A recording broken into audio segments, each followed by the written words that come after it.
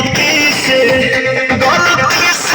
जान टकरा गई हो गलती से। लड़की के देखी पागा लागिल बड़का, लागे कि भांग खा के आगिल बड़का।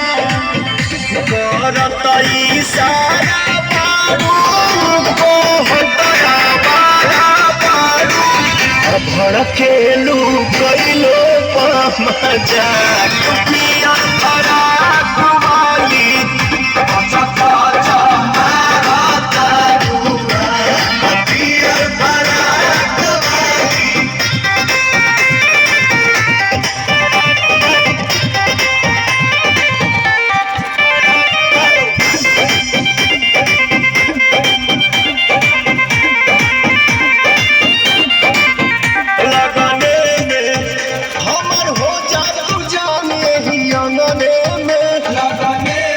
सुना हमके पटावे